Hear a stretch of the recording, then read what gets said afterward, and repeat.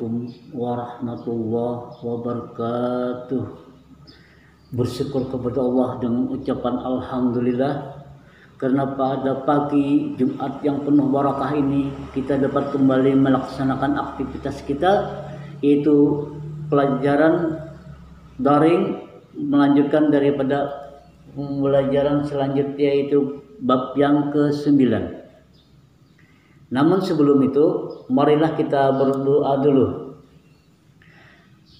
Bismillahirrahmanirrahim. Alhamdulillahirabbil alamin. Raditu billahi rabba wa bil islami dinna wa bi Muhammadin nabiyya wa rasulullah. Rabbi zidni ilma warzuqna fahma. Rabbi shrah li sadri wa yassir li amri wahlul 'uqdatam min lisani yafqahu qawli rahmatika ya arhamar rahimin.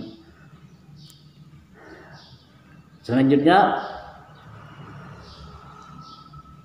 masih di dalam suasana pandemi, marilah kita selalu meningkatkan iman, meningkatkan imun kita untuk selalu berikhtiar agar kita terhindar dari penyakit yang mematikan ini. Dengan syarat ikhtiar kita itu adalah, pertama, selalu memakai masker, mencuci tangan, menghindari kerumunan, mengurangi mobilitas di tengah-tengah masyarakat. Nah, itu adalah anjuran dari anjuran dari Satgas atau pemerintah kita untuk kita ikhtiar kita agar terhindar dari penyakit COVID-19 ini. Yuk kita lanjutkan pembelajaran kita. Bab yang ke-9, materi kita adalah meneladani perjuangan dakwah Rasulullah SAW di Madinah. Yang minggu kemarin kita sudah melaksanakan ulangan harian, yaitu bab 7 dan 8. Namun demikian masih ada kawan-kawan kita yang masih belum mengumpulkan tugas. Padahal batas sudah akhir, namun seandainya masih ada yang ngumpul, tetap akan saya terima, akan saya nilai, cuma beda nilainya dengan yang 1 minggu ya. Untuk materi ini, perhatikan, untuk materi hari ini kalian tugasnya adalah menjawab pertanyaan yang saya sampaikan ini nanti di akhir ceramah saya. Ada pertanyaan dan itu nanti dijawab di WA seperti biasa, WA pribadi. Jawabannya itu nanti adalah saya catat sebagai kehadiran kalian. Jadi kalau enggak ada menjawab dari pertanyaan ini, makanya perhatikan apa yang saya sampaikan ini. Oke? Jadi di dalam mempelajari meneladani perjuangan dakwah Rasulullah di Madinah ini, apa saja menjadi topik pembelajaran intinya kita itu apa saja? Yang pertama adalah memahami makna perjuangan dakwah Rasulullah di Madinah. Yang pertama. Yang kedua, menganalisis faktor-faktor apa saja keberhasilan dakwah di Madinah itu. Kemudian yang ketiga, menunjukkan sikap ukhuwah atau persaudaraan dalam kehidupan kita setelah kita mempelajari meneladani dakwah Rasulullah di Madinah. Ini adalah sebenarnya tarikh atau sejarah. Dalam bahasa kita itu adalah sejarah, sementara dalam bahasa agamanya adalah tarikh atau pelajaran. Itu berkaitan dengan agama kita, yaitu pelajaran sejarah Islam atau tarikh Islam. Sebenarnya apa sih sebenarnya? Padahal Rasulullah itu dilahirkan di Mekah, dibesarkan di Mekah. Kok kenapa beliau menyebarkan Islam? Kok pindah ke Madinah atau hijrah ke Madinah? Kenapa? Banyak hal yang tidak kita ketahui tentang hijrah ini. Padahal banyak sekali hikmah-hikmah yang harus kita ketahui. Di antaranya adalah yang perlu kita renungkan, hijrahnya Rasulullah SAW ke Madinah sesungguhnya adalah upaya cerdas beliau. Nah ini upaya cerdas beliau dalam membangun kekuatan dakwah yang lebih baik. Kekuatan dan strategi yang beliau bangun atas dasar keimanan dan ketakwaan kepada Allah Subhanahu wa taala mampu mengubah keadaan Mekah menjadi masyarakat yang hidup dalam kedamaian dan rahmat Allah Subhanahu wa taala. Jadi sebenarnya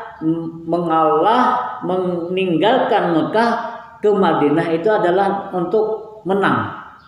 Jadi bukan kalah. Jadi makanya banyak mengalah untuk menang. Artinya hanyalah sebagai strategi saja. Itu adalah pengantarnya. Kemudian kita lanjut. Jadi yang pertama tadi memahami perjuangan dakwah Nabi. Yang apa saja yang dilakukan oleh Rasulullah ketika di Madinah, hijrah, titik awal dakwah Rasulullah di Madinah. Kapan itu terjadi? Beberapa faktor yang mendorong Rasulullah hijrah ke Madinah antara lain sebagai berikut. Perhatikan.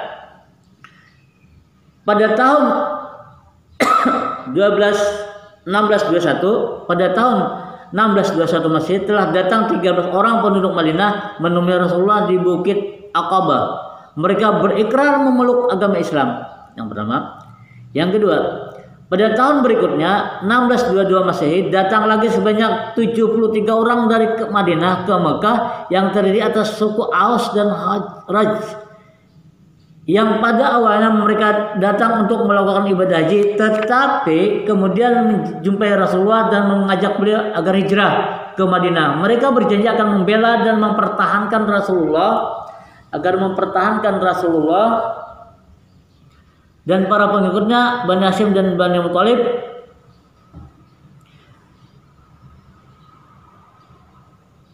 Pembaikan yang dilakukan oleh para kafir Quraisy mencakup hal-hal berikut. Jadi faktor lain yang mendorong Rasulullah untuk hijrah ke Mekah adalah pembaikutan yang dilakukan oleh kafir Quraisy kepada Rasulullah dan para pengikutnya Bani Hashim dan Bani Abdul Muthalib.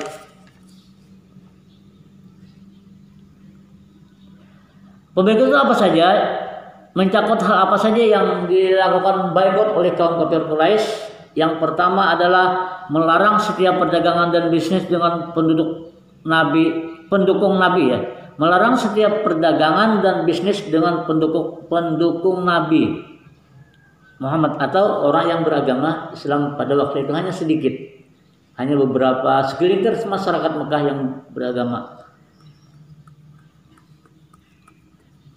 Dua, tidak seorang pun berhak mengadakan ikatan perkawinan dengan orang muslim. Nah ini. Yang ketiga, melarang keras bergaul dengan kaum muslim. Di musuh Nabi Muhammad SAW harus didukung dan dalam keadaan bagaimanapun. Jadi orang yang memusuhi Muhammad itu harus didukung. Itu adalah isi daripada pembaikutan Rasulullah ketika di Madinah itu. Itulah yang melatar belakangi hijrahnya Nabi. Jadi ada dua. Yang pertama adalah karena adanya dukungan dari orang-orang Madinah yang melakukan perjanjian. Yang pertama 13, yang kedua 73. Kemudian adanya pembaikutan oleh kaum Quraisy terhadap perjuangan Rasulullah di Mekah. Inilah yang menjadi latar belakang atau faktor pendukung Rasulullah melakukan hijrah ke Madinah.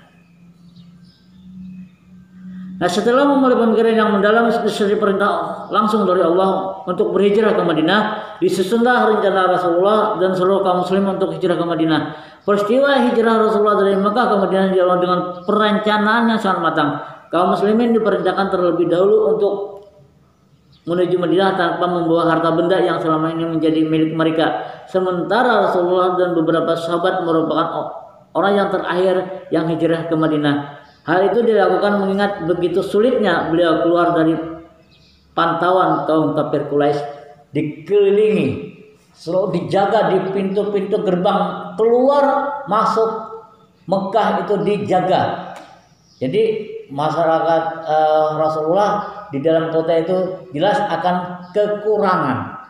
Karena apa itu tadi dilakukan pembaikutan. Jadi ternak-ternak, tanaman-tanaman yang punya kaum muslimin itu sudah semakin hari semakin menipis. Mau tidak mau ini harus melakukan satu tindakan dengan cara apa yang diajak oleh orang-orang Madinah, kemudian pembagian dan juga memang diperintahkan oleh Allah Subhanahu wa taala, perintah langsung untuk melakukan hijrah. Itulah latar belakang dari hijrahnya Rasul. Nah, selanjutnya lalu apa saja substansi dakwah Nabi sallallahu alaihi wasallam di Madinah?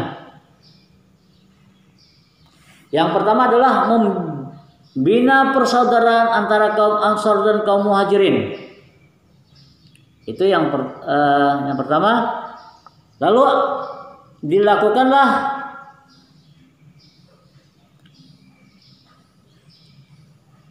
perjanjian yang dibuat oleh Nabi sallallahu alaihi wasallam dengan kaum Yahudi sebagai berikut.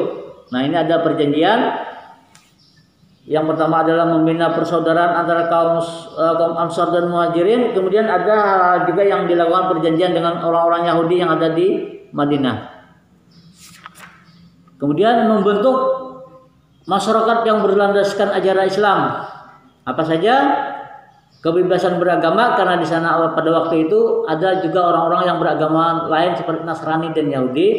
Kemudian melakukan azan, sholat, zakat dan puasa. Nah, pada waktu inilah turun perintah yang lain setelah kewajiban-kewajiban yang di Mekah kemudian dilanjutkan di Madinah. Apalagi prinsip-prinsip kemanusiaan yang ditegakkan. Terus mengajarkan pendidikan, politik, ekonomi dan sosial. Itu juga dilakukan oleh Rasulullah dalam hal pembinaan umat ketika beliau di Madinah. Nah, kemudian nanti minggu depan kita lanjutkan. Namun untuk pada hari ini kita cukupkan dulu sampai di sini. Namun seperti saya yang sampaikan di depan tadi, pertanyaannya yang kalian harus jawab.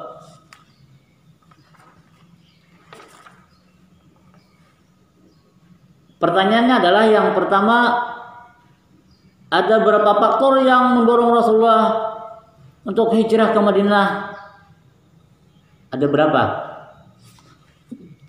Yang kedua, substansi dakwah Nabi di Madinah itu apa saja? Substansinya. Jadi dua pertanyaan.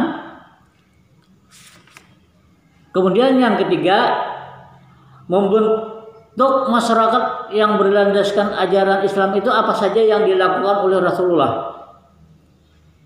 Nah, inilah tiga pertanyaan. Kalau kalian menyimak pertanyaan dari apa yang saya sampaikan di video ini, kalian buka di buku yang seperti ini. Pasti kalian akan bisa menjawab pertanyaan itu tadi. Mungkin cukup sekian dulu. Insya Allah minggu depan kita lanjutkan tetap materi ini dengan video yang lain, yaitu tentang strategi dakwah Nabi di Madinah.